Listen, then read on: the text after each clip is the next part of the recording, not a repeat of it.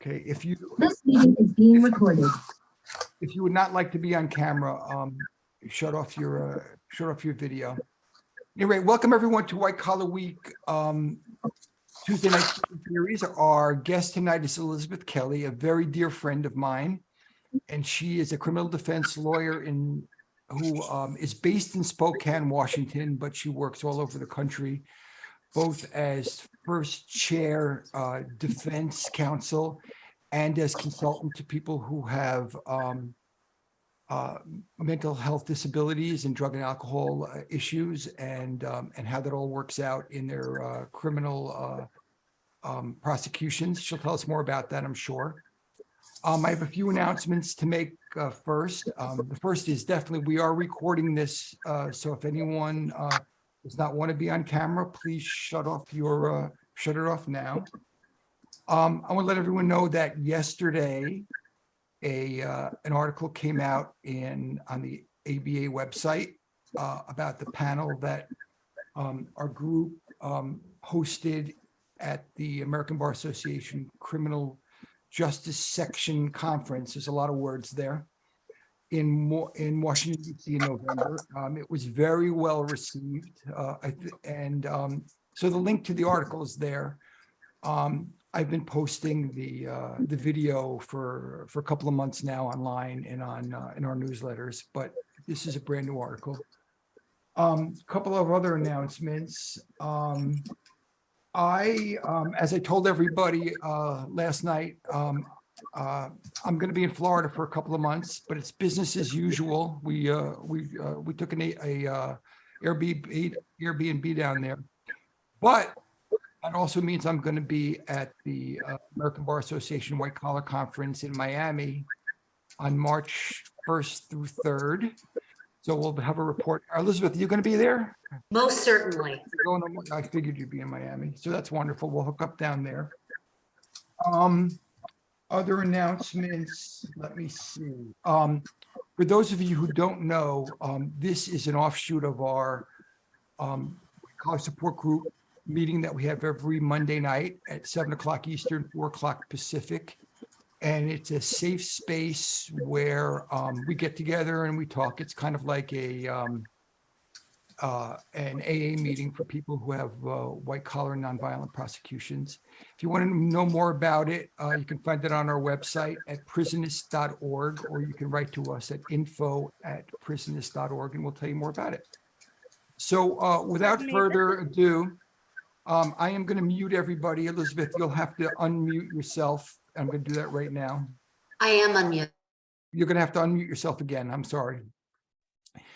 And so everyone, this is Elizabeth Kelley, and I am going to serve as her AV squad to when we move over to her PowerPoint.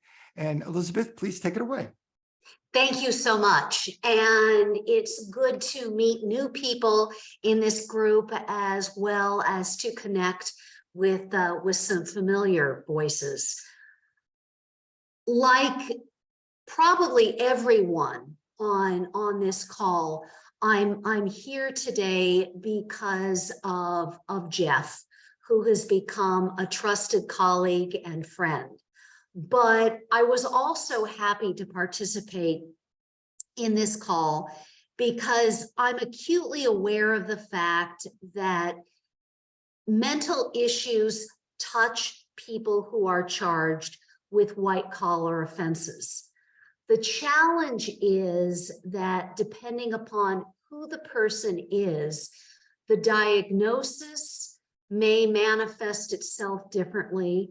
And at the same time, the burdens associated with that diagnosis may be particularly unique to the individual. All too often, mental health issues are not raised in white collar cases. And I think the importance is raising them strategically and sensitively and effectively.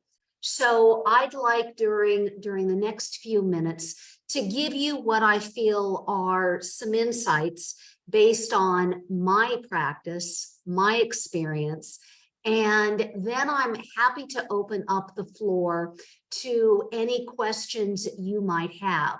There may be topics that you'd like me to elaborate on, or there may be topics which I just did not even raise, and you'd like to see if I have some particular insights. So with that in mind, Jeff, the first slide, please.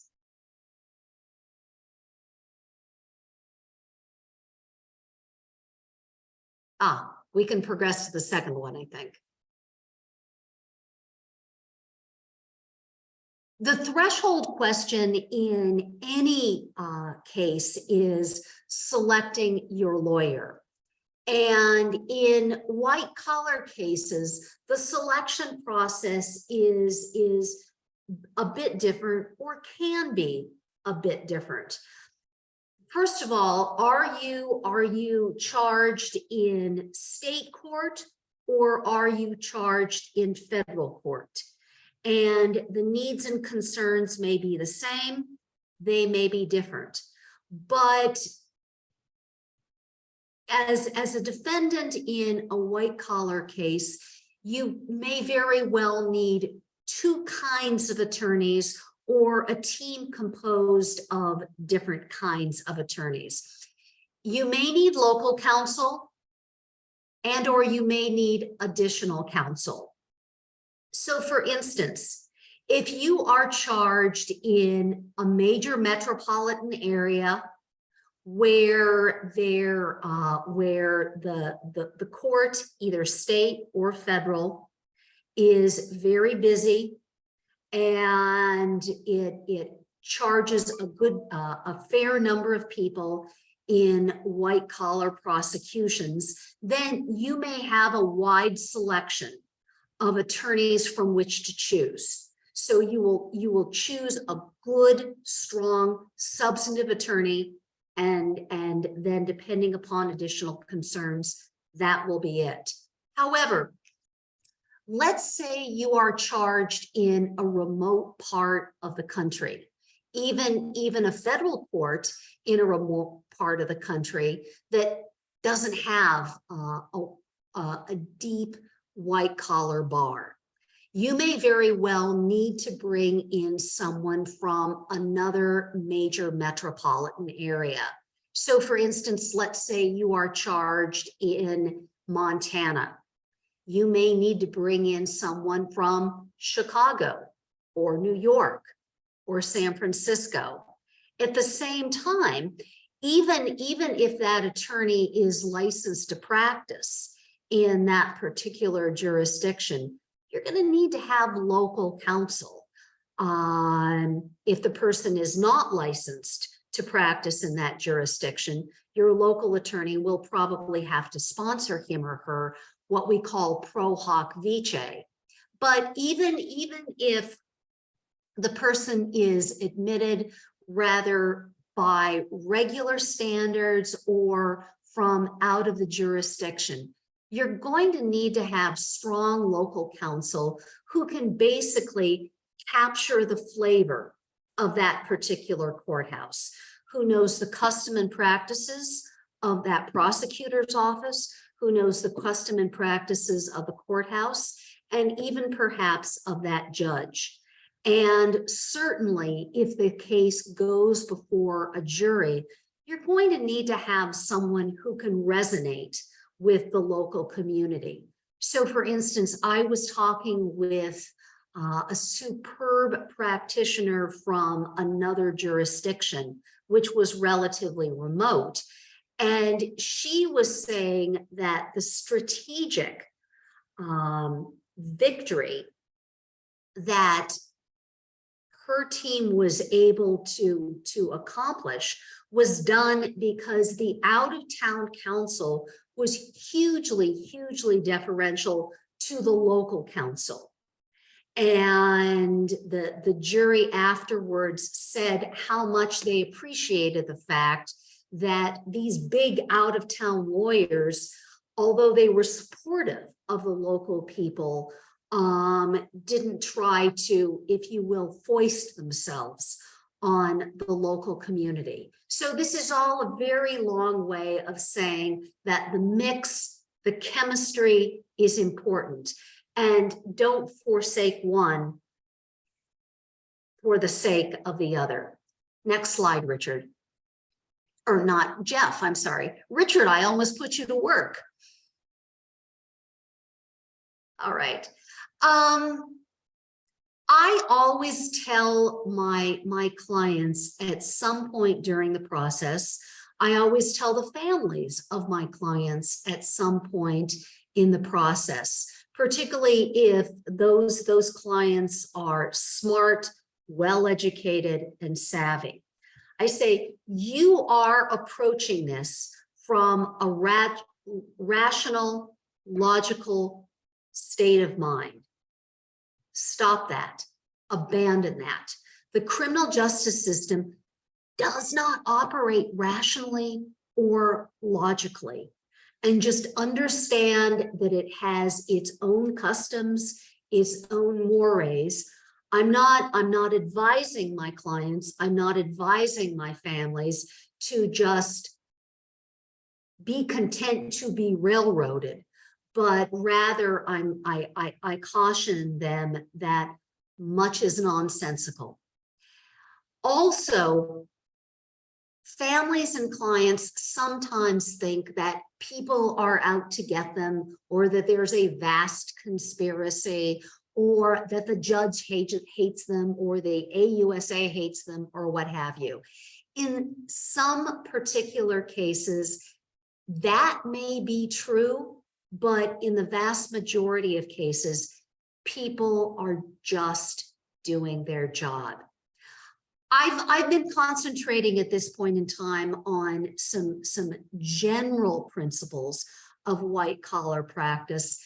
And now I'm going to start to pivot to some concerns that are particularly true of white collar defendants who may have some mental issues. Next slide, please.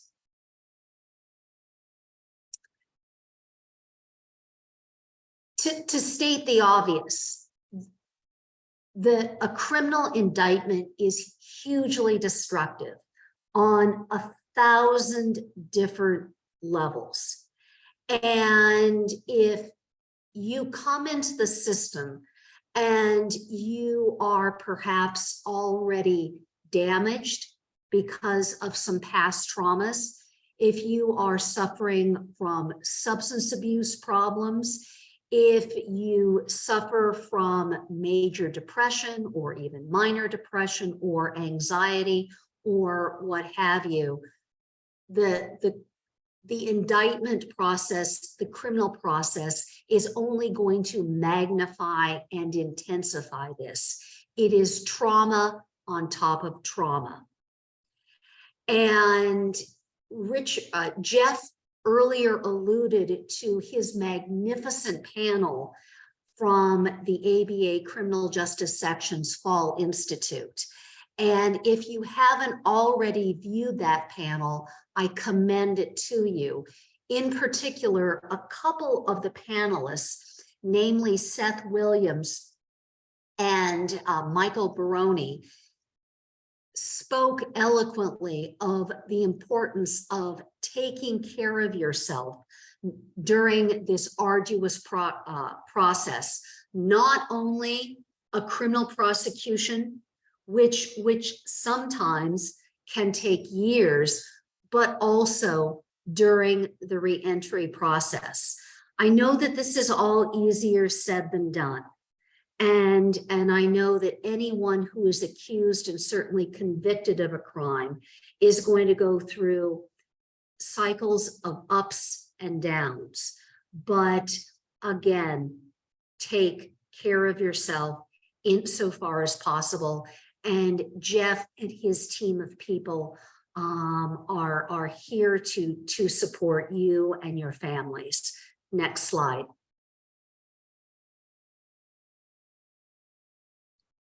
And that cut off on my end, but I believe it says your family. And then it goes on to say, control and enlist. You may have noticed as I've been talking thus far that sometimes within the same sentence, I say clients and their families. And in an ideal world, the family, if you will, is part of the team and can provide huge, huge support, not only for the particular client, but also to their counsel. And support, I don't just mean money, if that's relevant. I mean information, I mean insight, I mean assisting the client, meeting with counsel and cooperating with counsel.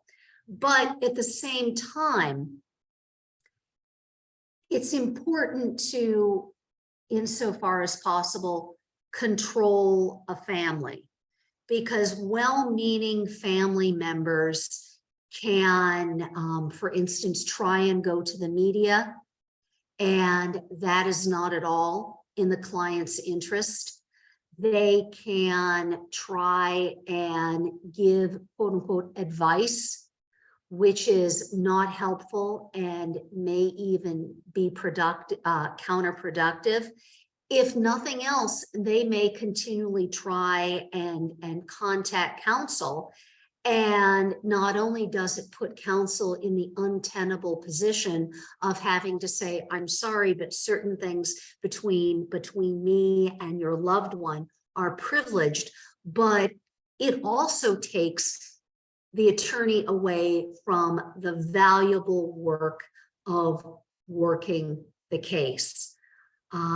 Your family can be your biggest asset in a case, but also if the family is not properly enlisted and controlled, it can be counterproductive. And certainly they can be important later on in terms of mitigation of sentence. I'll talk about that later. If your case goes to trial, being in that courtroom every single day to show support for the loved one, not only the visual for the jury, but also for the welfare of the client.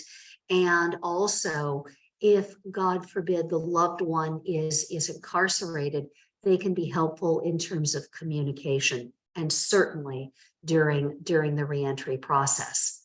Next slide, please.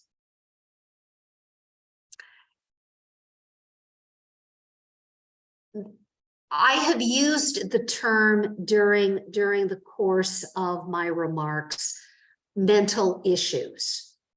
And when I describe my practice, I say I specialize in representing people with mental disabilities.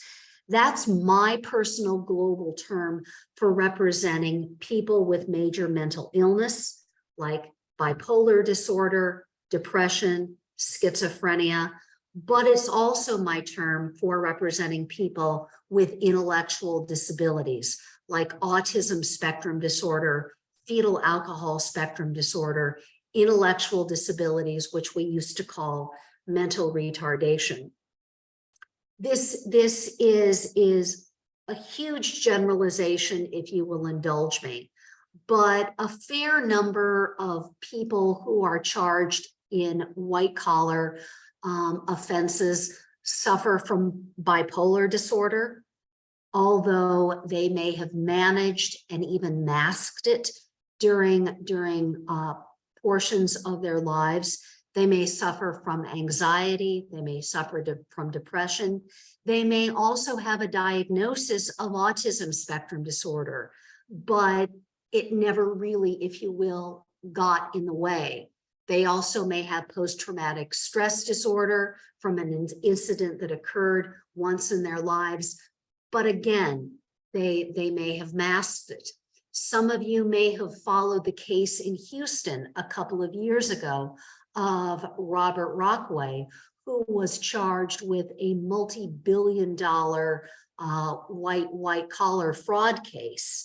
And his attorneys for years tried to put forward that he was suffering from dementia.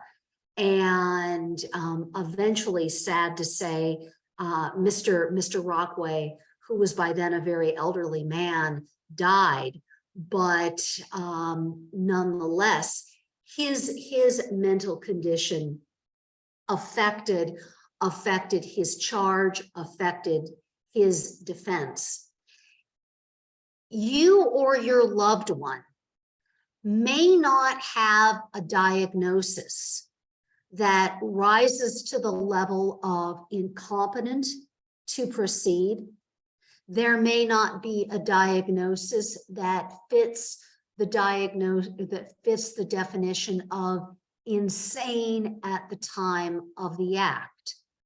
But nonetheless, that diagnosis, that condition, those issues may be helpful in terms of mitigation or negotiating a better plea, or again, depending upon the jurisdiction, depending upon the options available to you or your loved one, it may be important in taking advantage of different diversionary options, whether it be a veterans court, which for instance specifically serves people who suffer from traumatic brain injury, TBI, or PTSD, post-traumatic stress disorder. Or again, you might be able to use the diagnosis, the condition, to persuade the jurisdiction to allow you or your loved one to go into a special deferred prosecution agreement. So unfortunately, or the reality of it is, the threshold for incompetent to proceed is very low. You may have heard the old saying, a grand jury could indict a ham sandwich. My variation on that theme is a court could find a ham sandwich competent to proceed. So merely having a diagnosis is not enough. It's a low standard. By the same token, the standard for insane at the time of the act is a very, very high one. Indeed, in federal courts and a number of other jurisdictions following John Hinckley's trial, the standard for not sane at the time of the act was tightened. So, for instance, families may come to me and they say, he didn't know what he was doing when he did this. That may very well be true. But getting that observation to fit into the legal standard is very difficult. Even getting a formal diagnosis of having an acute mental illness at the time of the act may be very, very difficult to fit into that narrow definition. Nonetheless, counsel, in my humble opinion, should not be afraid to use that diagnosis, to use those issues, to use those conditions somehow in some way to help the accused. In other words, make it matter if at all possible. We as criminal defense lawyers have a duty to humanize our clients in the eyes of the court. And more often than not, those issues which confront the accused, which sometimes torment and even have tormented the accused, should be brought to the attention of the court to the benefit of the accused. Next slide, please.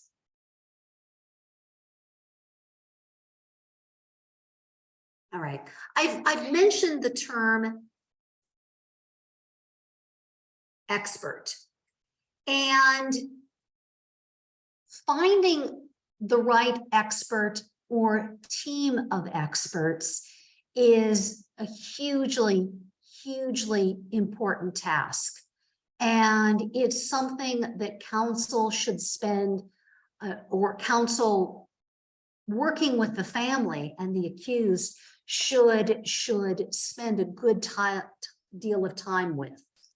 First of all, if at all possible, figure out early what the role of the expert or each expert is. So for instance, if it's pretty clear, at least in the mind of the attorney, based on what he or she knows, that the mental issue is not going to meet the standards of incompetent or insane, but might be a powerful mitigator, then know at the time that that expert is going to be used for mitigation. Or if the attorney has a well-founded belief to think that that client is incompetent to proceed, then the expert should be retained for purposes of a competency exam. The CV is important for lots of different reasons, depending upon what the jurisdiction is. So for instance, in the beginning of my remarks, I mentioned major metropolitan areas. Gross generalization, but if you have a court in a major metropolitan area, if you have a jury in a major metropolitan area, they're going to be relatively sophisticated. They're going to be relatively open-minded. They may happily embrace someone from outside that jurisdiction. By the same token, if the case is venued in a smaller community or a more insular community, or a community that has a particular kind of flavor and characteristics, they're not going to want someone from outside of the jurisdiction. Or maybe you need to cover yourself and you need to have both. So pay attention to that. Related to that goes where their degrees are from. Because in some locales, out-of-state experts with what are perceived as fancy diplomas may be very unhelpful. By the same token, you want the caliber of the educational schools or schools attended by your expert to be valued and respected by the court and perhaps the jury. Also, your counsel should pay attention to your expert's record. By this, I mean a few different things. First of all, try to avoid the proverbial hired gun. Make sure the expert has done work for both the defense as well as the prosecution. By the same token, look to see if your expert has any vulnerabilities. Sometimes the more experienced the individual, the longer the paper trail. And there may be some cases where the expert was impeached and impeached unmercifully. Your attorney needs to be aware of that. Your expert may have lost his or her licensing for a time. There may be some brushes with the law, what have you. This is not a deal breaker, but by the same token, ensure that your counsel is prepared to handle this. And finally, and I say this in light of the pandemic. Any mental health expert with a clinical practice is booked to the ceiling. If that clinical expert also has a forensic practice, that is to say, a practice devoted to a certain amount of court cases, he or she is doubly busy because now courts are dealing not only with the pandemic backlog, but they're dealing with new cases. And it could be that your expert is not going to get to this case for months. And that could be a problem in terms of how quickly the court wants to proceed, how quickly you need to proceed. A final note. You need to have an expert who strikes the right balance between being a member of a team versus retaining his or her independence. Yes, you want your expert to be a proponent of your narrative, but by the same token, your expert, if your expert is worth his or her salt, is going to acknowledge that there may be some vulnerabilities in the case and is going to acknowledge those, perhaps certainly be able to explain those, and is not simply taking this case for the fee value, but is prepared to offer an honest, independent forensic opinion. Next slide, please. Post-indictment rehabilitation. Let's say your loved one does not proceed to trial and is going to enter a plea and is going to be sentenced. The question I always get is the court going to care that I went into an inpatient facility for my bipolar disorder? Is the court going to care that I went to AA meetings? Is the court going to care that I've engaged in teletherapy for the last 11 months? Well, it's your attorney's job, quite frankly, to make it care and to make it matter. First of all, to state the obvious, your loved one or you should undergo whatever process of assistance is necessary for his or her own good. But beyond that, it looks better for you or your loved one in the eyes of the court. Next slide, please. Placement. If you are sentenced, if your loved one is sentenced in state court, you've got a fairly good idea of what prison will be designated.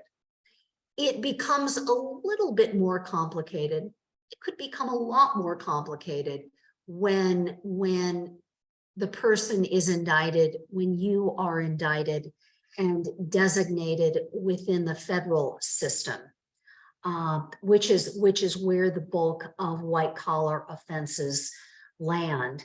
I cannot strongly enough recommend a good prison consultant. And I underline the word good. There, like any profession, there are some tremendously reputable prison consultants, and there are some less reputable prison consultants. But a reputable prison consultant can help with a host of placement issues, from recommending different facilities, so your counsel can request the court to make a recommendation on the sentencing entry, to helping with any special services and accommodations that might be needed at the prison. So for instance, if your loved one are under a certain battery of medications, then your prison consultant can run that list of medications up against the prison formulary to make sure that you or the loved one are well served, or served insofar as possible during the prison sentence. And also your prison consultant can help you strike a balance between being at a facility where family and friends and other resources can visit versus a facility that can provide proper accommodations, being programming, medication, other support services during the time in question. Unfortunately, again, to state the obvious, prisons are not mental health facilities. And in my opinion, prisons are the worst place on the planet for people with any type of mental issue. Again, I go back to a phrase I earlier used, trauma on top of trauma. But nonetheless, there are some special programs. So for instance, if the person in question is beginning to manifest the early signs of dementia or even more pronounced stages of dementia, Danvers has a dementia unit. It only takes 35 people, but again, with advocacy, the judge might make a recommendation on the judgment entry. The same if someone has autism spectrum disorders. Danbury has a special program called the Skills Program for individuals on the spectrum. Next slide, please. Compassionate release. Now, that term is used principally in the federal system, but nonetheless, in various states, there are sometimes what we call second look provisions. That is to say, early release provisions. Broadly speaking, in the federal system, there are not as many options, but during the time of COVID, compassionate releases began being requested much more often than before, and courts are still granting compassionate release. And for instance, I see that Anna Durbin at one point joined the conversation. Anna is another superb federal practitioner, and if you are interested in this, she could give assistance as well. Generally speaking, compassionate release can be granted by the sentencing judge or the sentencing court if that judge is no longer on the bench for extraordinary and compelling reasons. Those are the buzzwords in the statute. And I have found during my review of successful compassionate release motions, which have been granted in cases where the people have had some type of mental issue, is the mental health issue is raised very, very strategically. So for instance, there might be a letter in the motion from the original doctor who did who submitted a report in furtherance of sentencing mitigation, who predicted a parade of horribles that would befall the person at the institution. And now the attorney filing the compassionate release motion can basically file another letter from the doctor, an updated letter from the doctor politely saying, see, I told you so. Everything I predicted happened and more. And the resources that I said this person would be deprived of and would need have not been provided. Also, successful compassionate release motions show why the institution cannot serve and might disserve this particular person. And they show the continued time in the institution could be destructive. Next slide, please. Reentry. Jeff's group is the perfect place to connect for people embarking the reentry process. And thankfully, there are more and more groups and resources coming into being, because we as a society are finally realizing that just because someone has served his or her time does not mean that the sentence is over. Indeed, for so many people, too many people, because of the collateral consequences associated with incarceration, the second sentence is just beginning. So again, going back to the superb panel at ABA, which Jeff moderated, one of the panelists described how as soon as he got out of prison and checked his mail, he got a letter from his bank saying his bank account has been closed. Another panelist talked about how he was no longer licensed to practice, and the only job he could get was the late night shift at Lowe's. Not to disparage Lowe's, honorable work, but this is clearly not what that man had trained to do. And beyond that, the difficulties many of these individuals had getting an apartment or some living accommodation because they now had a felony conviction. And again, for people with mental issues, this can be a whole new set of challenges. It can be more trauma on top of trauma on top of trauma. Again, it calls for all the wherewithal that person has, and it calls for the continued support of family and friends. And a key piece of this is making sure that the person who is embarking upon the reentry process gets the mental health services he or she needs, gets the medications he or she needs. Next slide, please.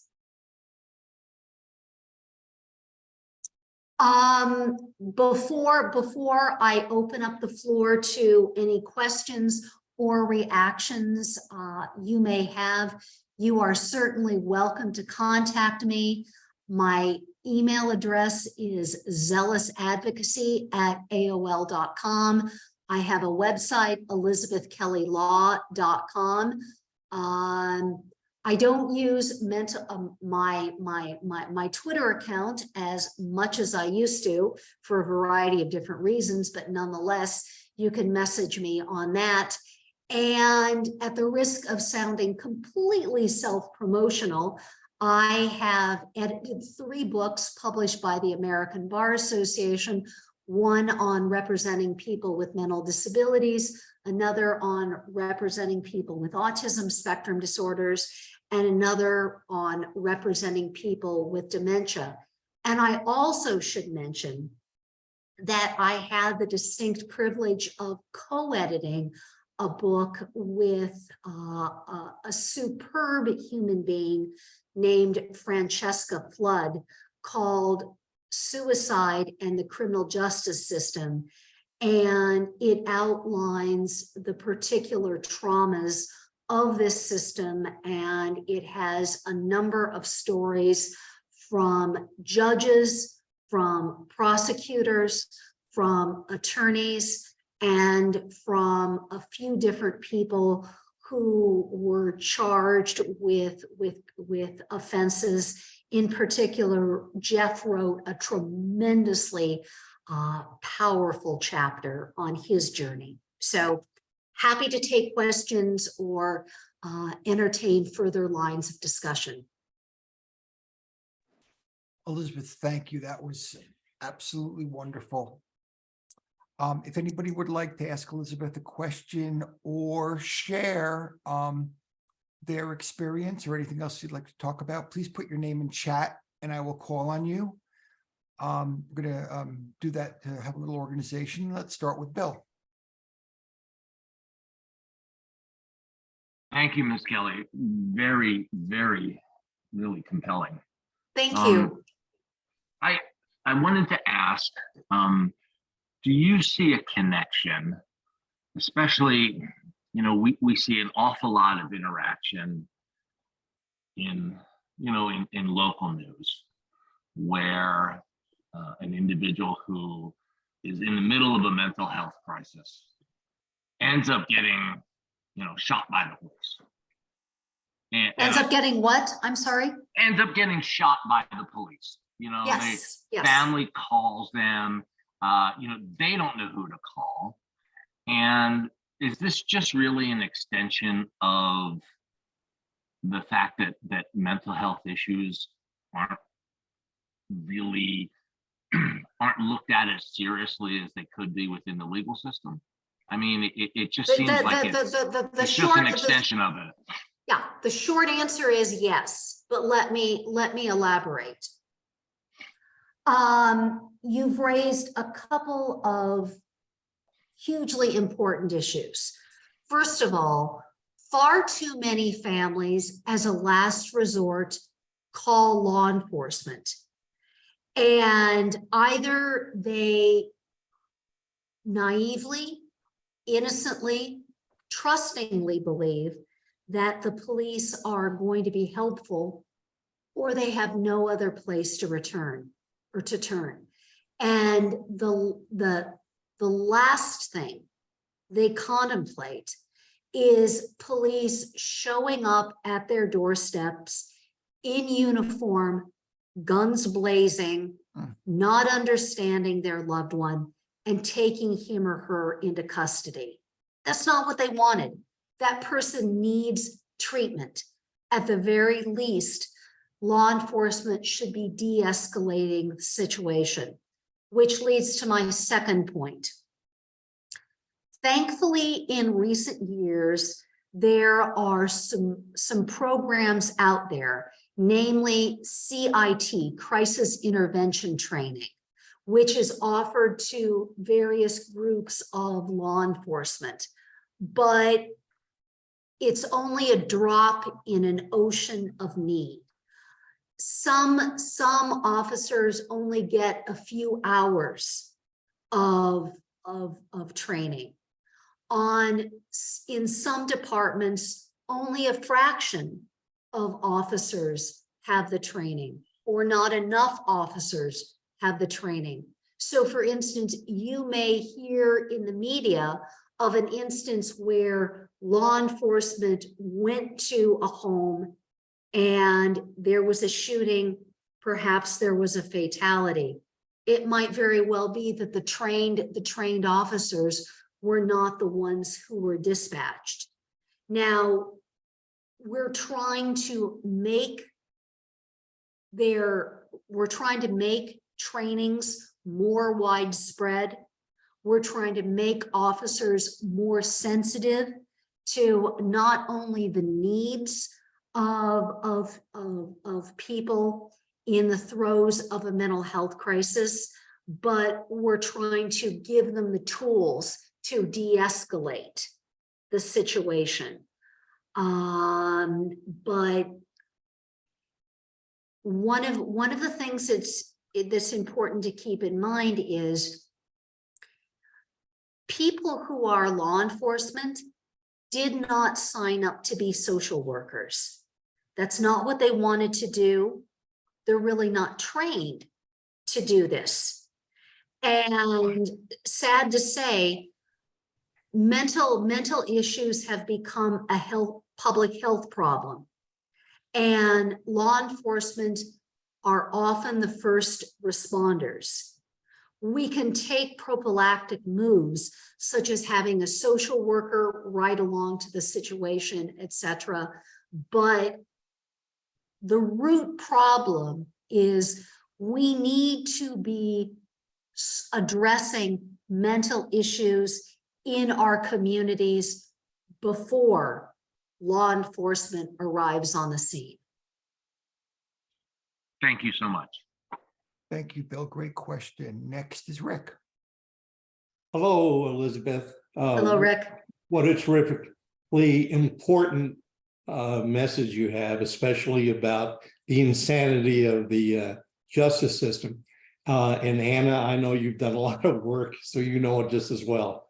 In Colorado, we've had 2 officers recently charged with murder for killing a mentally ill young man who had called for help.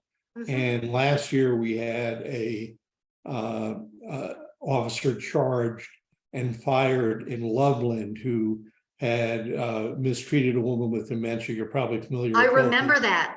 That was Yeah. heartbreaking. The environment in Colorado is more progressive than many places, but still a complete shit show, which is a legal term I know that all the lawyers and former lawyers here are familiar with. One of the things in terms of reentry in our organization, the Fair Chance Alliance, is focusing on is that everyone returning from prison has a diagnosable mental illness that some academics are now calling PICS. You've heard of this, post-incarceration syndrome. And the interesting thing about that, which we're exploring, is it under the PTSD under the Americans with Disabilities Act is, if you follow the wormhole to make this stick, is a specific disability that is recognized. And Interesting. it is interesting because if we can take the class of returning prisoners and have them diagnosed generally like our brave military who have been in battle or otherwise, or sexual assault victims and those kinds of people, it changes the whole conversation. And it enables them to take advantage of a host of different benefits. Well, one thing, yes, there is a pretty big infrastructure here of people out of prison who become peer counselors, which is reimbursed by, and this is the connection, is reimbursed by Medicaid, not Medicare yet. But that means the government has given their imprimatur that this is a program, this is a therapy, and it allows us, we think, we're working on trying to put this together right now, us to override zoning for multiple housing situations. Yes, yes. And so this is a whole area that is, I wanted to make you aware of it, that because by the time you see the 8th or 9th abstract written about a particular kind of PTSD that is called PICS, this gives us some purchase, doesn't it? To make the point. And the one thing that I think should be taught to every trial lawyer or expert is your point of making it matter.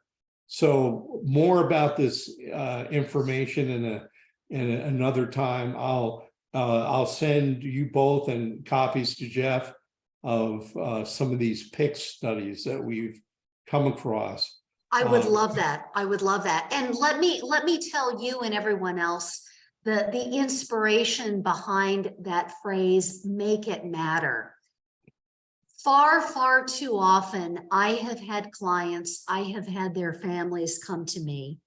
They have been represented by another counsel, and they say, I told my attorney that I was diagnosed with bipolar disorder, or I told my attorney I was on the spectrum, or I told my attorney whatever. And he told me, she told me, it doesn't matter. And I have turned around and I have said, I will make it matter. At least in mitigation.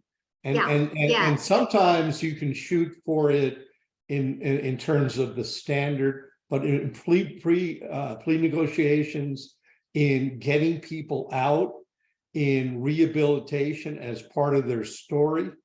I mean, you know, Jeff went through a lot of trauma back in the Ice Age when he first got into trouble, and he organized things, became a minister in order to self-heal, I believe is a fair way of putting it. And here 20 years later, it is part of his story. He made it matter. And that's what good lawyers do all the time. And unfortunately, good prosecutors do too. The defendant is always the very worst destroyer of lives that has ever existed.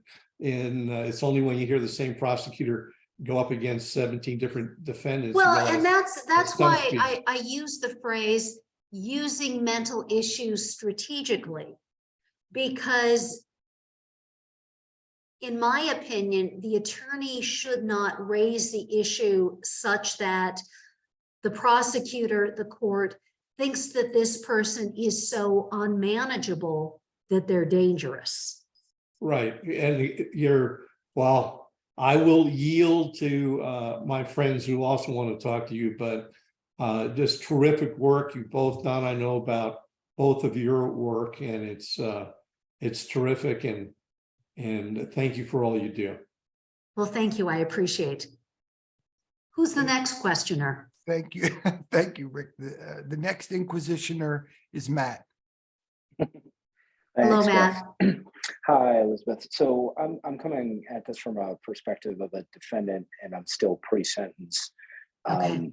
So just to give you a sense of kind of where I'm asking the question. So I had a dual addiction over a period of time back in 16 and 17 after some family trauma, and it kind of, I think it set up the addiction to the prescription pain medications and Xanax. And so they were prescriptions that went through and kind of back-to-back surgeries, which was the lead in. I guess my question is specific to how much is at the federal level, is there a base level of understanding that a federal judge has in a sentencing environment of the impact of these drugs, you know, maybe those specifically, but then more broadly in terms of substance abuse that has been treated. You know, it's now coming up on 5 years since I overcame the addiction, got through rehab. Matt, I'm not trying to cut you off, but it sounds Sure. like you have a pending case, and I would assume that you currently have an attorney. So True. I don't want to say anything specific to your case. I don't want to undercut your current representation. I will, however, make a general remark about the federal judiciary. The broad stereotype is the federal judiciary has the best judges. That is to say, they have more experience. They walked through the gauntlet of a Senate confirmation proceeding. They have been fully vetted. And because they enjoy a lifetime appointment, they can be independent and they can take risks, notwithstanding the constraints of mandatory sentencing and the what we still call the advisory sentencing guidelines. That being said, federal judges are not immune to the thoughts and the opinions of the general public. All one has to remember were the confirmation hearings of Justice Ketanji Brown Jackson and the grilling by the Judiciary Committee about the probationary sentences that she gave some of the people before her. So judges are not fully immune. Beyond that, federal judges, like all of us, have different life experiences. And some type of offenses may cut them particularly to the quick. And they also might be sympathetic about certain type of circumstances. So for your sake, Matt, for anyone's sake, I hope they have an attorney who knows how best to package, how best to pitch that at the judge in their jurisdiction. Fair enough. I guess just, is there a base level of understanding across the country as you get a sense for addiction and how that factors in? I can't give a general statement. I do know that the Federal Judiciary Center has excellent training on a host of different topics. Substance abuse and substance abuse issues have been around for decades. So it's not as if these are alien concepts. The depth of an individual judge's understanding of the issue, the depth of a judge's sympathy for the issue may be a separate question. Matt, I'm gonna make the suggestion that you reach out to Elizabeth offline privately and talk about whether or not she could add any value to your case. She probably wouldn't do that. No, I do not want to step on your counsel's toes, Matt. But I can recommend that you speak to her and see if she can add value to your team. How about that? Got it. Thank you. All right. How's that, Elizabeth? Not bad, huh? Let's see who's next. Anna.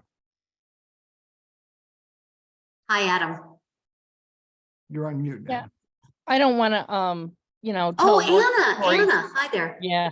I don't want to tell a lot of war stories or anything. I just would like to say that what you said about reentry was calling on some of my experiences. I had very damaged clients who actually, when they got the evaluation, it helped them understand why their life was so messed up. And that helped. But when they got out, they still were not in any position to hold a job. No. And I was able in some cases to find a lawyer who would apply for Social Security disability for them. Beautiful. And that kept a roof over their head. It got them medical care. And so I always recommend to lawyers, don't give up on them when they come out. Yeah. And, the work you've done with people on the autism spectrum is so important, especially in those terrible, terrible cases that many of us have seen too many of people who don't really understand what the problem is, looking at child pornography, and are subject to horrible, horrible sentences and horrible, horrible things happening to them in prison. And exactly. I always say, when you're filing your sentencing memo and you have this important private, psychological, mental health, etc. information in it, please try to get the judge to seal that part of it, just like the pre-sentence report, because there are people who will go after what's filed on the public record in federal court and use it to bully your clients in prison. Yeah, yeah. And Anna said so many important things, and I would love to expand upon a couple of those. First of all, she talked about referring clients to other attorneys. And it's important that if you have a good relationship, if your loved one has a good relationship with the criminal defense attorney, to ask them about other reputable resources, other reputable attorneys in the community who can do things. So for instance, you do not ask your dentist to fix your ingrown toenail. By the same token, it would be almost malpractice in some situations to ask your criminal defense lawyer to apply for Social Security or for a guardianship or what have you. And another point that she mentioned is that if the stigma of a formal diagnosis or a condition is standing between mitigation and a lack of mitigation, make sure your attorney uses tools like sealing in order to successfully advance that claim. Good to see you, Anna. Thank you, Elizabeth. Is there anyone else who'd like to ask Elizabeth a question or make any comments? Anyone?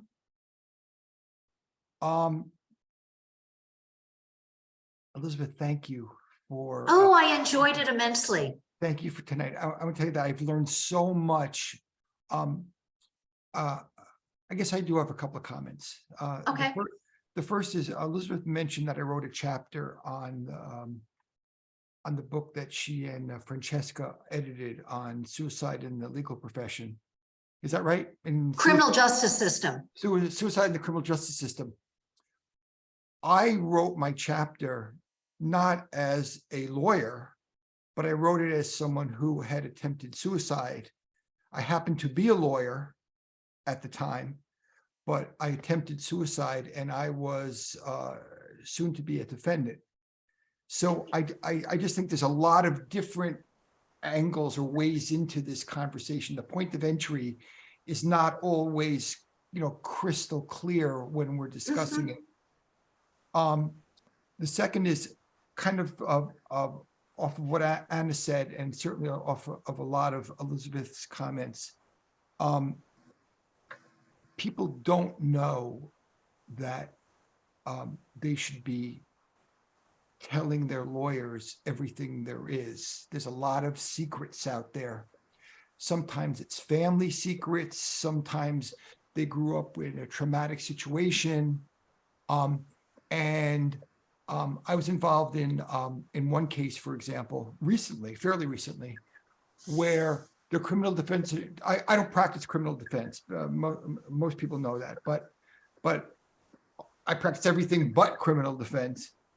And the criminal defense lawyer literally had no defense for the actions of this defendant. I mean, they were right at the point of preparing a sentence memorandum, and out of dumb luck, the defendant got in touch with me through a friend, and we started to talk. Now, sometimes it just takes somebody who's been through the system to be able to communicate with someone else who's been through the system to have enough trust. Sure. And she started to tell me about her story, and it was so deep and so personal and so painful that she never told a criminal defense lawyer. Wow. And yet her defense, well, what could have been her defense pre-plea, what could have been the story walking into the pre-sentence investigation, and now what's a mitigation in the sentencing portion is right there. And the question is anyone going to believe her at this very late date? Yeah, that's tragedy upon tragedy. First of all, depending upon the court where she's charged, it still may be enough to create movement. If it's in federal court, probably not. I've had state cases where I've taken over after a plea, and just because the prosecutor was amenable to discussion, and miracle on miracle got law enforcement to come on board, we were able to vacate the plea. So perhaps all hope is not lost. Again, to state the obvious, criminal defense lawyers are not counselors, are not social workers. Beyond that, in all honesty, some criminal defense lawyers have better bedside manners than others. So inherently, sometimes a defendant is going to feel more comfortable opening up to one attorney versus another. By the same token, many and good attorneys, in my mind, know where to draw the line. So, for instance, an attorney can be willing to hear the story, be willing to emphasize, be willing to tell someone, you seem very vulnerable now, perhaps you should get counseling, what have you. But other attorneys are even more aware of their limits. So at a certain point, an attorney brings on a mitigation expert who can pursue a client's story. It may not be that there is a formal diagnosis or something that can neatly tie or establish the nexus between the conduct and the issue, but nonetheless, the client's story can be a mitigator. So I hope this woman has good luck. Okay. Thank you, Elizabeth. Would anyone else like, Richard, do you want to say something or do you want to ask a question? No? Actually, Jeff, can you hear me? Yes. We can all hear you, Richard. Okay, I've been listening to you two, and this deals with trying to convince you two to participate in the CLE. Maybe I should wait until we go off you know what? I'll send you two an email. How's that? Okay. That'd be great. So I don't take. Jeff and I are thinking of a warm exotic climate. Or No, are yeah, you thinking? absolutely. Are you thinking Westchester County? Yeah, Westchester County. How did you guess? Well, we could make it warm and exotic. Well, you can also do it by Zoom. But anyway, this is great. So I thank you, Elizabeth. You certainly have given me a fuller picture of what you've done or what you do, in addition to obviously what you sent me that I read in our discussions. And I appreciate that. And so, Jeff, you knew Elizabeth before I knew Elizabeth, correct? I think Elizabeth asked me who helped me get reinstated, and I told her you, and that she should call you. Oh, okay. Well, thank you, Jeff. Anyway, this is wonderful. So again, I'll send you an email probably tomorrow, the two of you, and I'll tell you what I'm thinking of. Beautiful. Looking forward to it. This has been really eye-opening, and I really appreciate your time. So I don't want to take air time away from anybody else. All right. Good connecting with you. Thank you, Thank you. Richard. And anyone else going once? Elizabeth Kelley, thank you for being our guest tonight. You were a Well, joy. thank you so much. And blessings to everyone. Have a wonderful night, and we'll see you next time. Thanks. Thank you, Take Mr. care, Kelley. everyone. Appreciate it. Thanks, bye. Thank you. Thanks so much, Elizabeth. You really have so much knowledge. It's great. Oh, thank you. That means a lot coming from you. Hi, Anna. It's good to meet you. Good to meet you too.